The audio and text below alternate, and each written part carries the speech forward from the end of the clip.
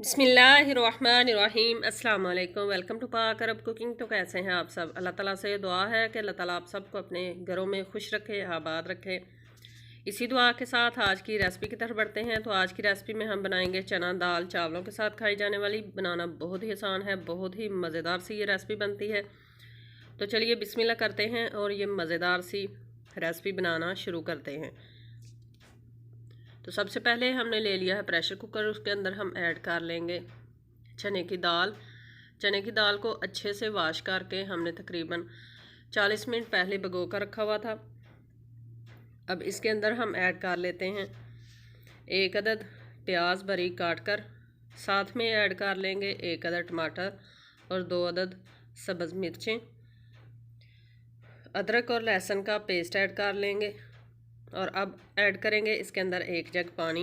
क्योंकि हमने ये चावलों के साथ बनानी है इसलिए पानी थोड़ा ज़्यादा इस्तेमाल करेंगे। अब थोड़े स्पाइसेस ऐड कर लेते हैं।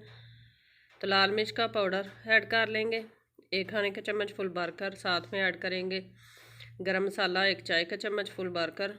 और अब नमक ऐड कर लेंगे 2 चाय के चम्मच भरकर। साथ में ऐड कर लेते हैं हल्दी पाउडर 1 चाय का चम्मच। तमाम चीज़ों को अच्छे से मिक्स कर लेते हैं। पंजाबी लोग ये दाल चावल बहुत ही शौक़ से खाते हैं।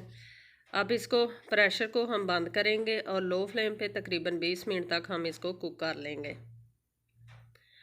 तो 20 मिनट तक हमने दाल को कर लिया है कुक। दाल अच्छे से गल चुकी है, मैं आपको दिखाती हूँ।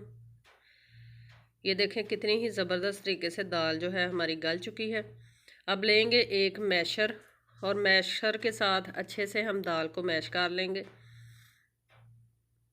अगर आपके पास टाइम कम है तो आप इस तरह मैश कर लें दाल को। अगर आपके पास टाइम थोड़ा ज़्यादा है तो 20 मिनट की जगह आप 30 मिनट प्रेशर कुकर लगा कर कुक करें, तो आपकी दाल आपको मैश करने की ज़रूरत नहीं पड़ेगी।